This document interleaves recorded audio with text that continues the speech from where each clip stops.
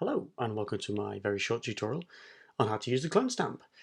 So the clone stamp in Photoshop allows you to copy parts of a picture onto another part, so sort of normally cleaning up skin and sort of mistakes in the picture. This photograph particularly has a giant pole in the middle of it. It's not a very good picture obviously, but the pole just makes it even worse. So to get rid of it, S is the shortcut on the keyboard to give you the clone stamp, and that's what it looks like over here on that side. And then up at the top, as usual with tools like this, you want a soft edged brush so you can change the hardness. When you got it like that, where it's a sort of yes, no, it really starts to be obvious where you've made editing mistakes. So a nice soft edge brush will tend to work much better for this sort of stuff. I'll put a copy of this picture in the description, a link so you can download if you want to have a go. Now this particular picture, content aware, sort of the heal tool does quite a good job, but just to demonstrate it with the clone stamp. So if I zoom in a little bit, maybe a little bit too much, what I'm going to do is clone stamp, and then I'm going to hold Alt, and what you do is this gives me like a gun sight.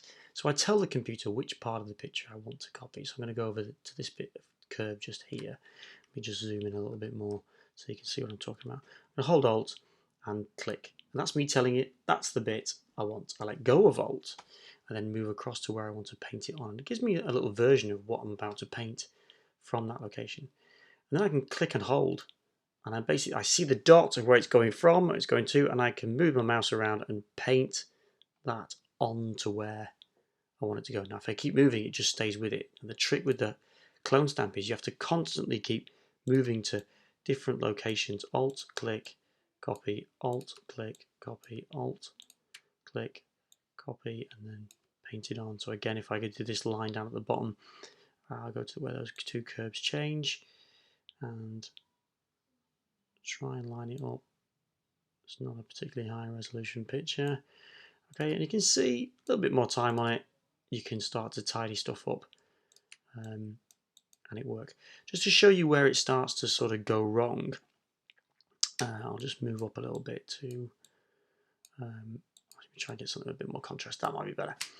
So what people tend to do when doing this is make the mistake of starting too close. So if I go really close, say I want to get rid of it just here, I do Alt and I go right next to where I want to copy away. Click. And I move to it and I click, and it looks like I'm doing a good job, but I'm painting it back on.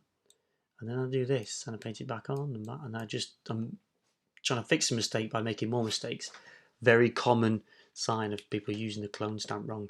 So always give yourself a little bit of breathing space. I normally say whatever the width of the brush is, try and keep that sort of distance. Allows you to do it, to get it sort of tidied up much better. Okay, just to give you some other sort of examples of what you can do here on this particular shot. There's a racing car going. There's a couple of racing cars going around corners. Let's make the racing a bit more exciting, shall we? I'm going to go to the corner of the car, Alt click, and then I can just sort of paint in another racing car, trying to drive around the outside of them. Shadow should be fun. There we go. As a quick horrendous example, but you get the idea quite quickly how that tool works. It's worth having to play. It's a really good tool to know. Hope that's helpful. Give it a try.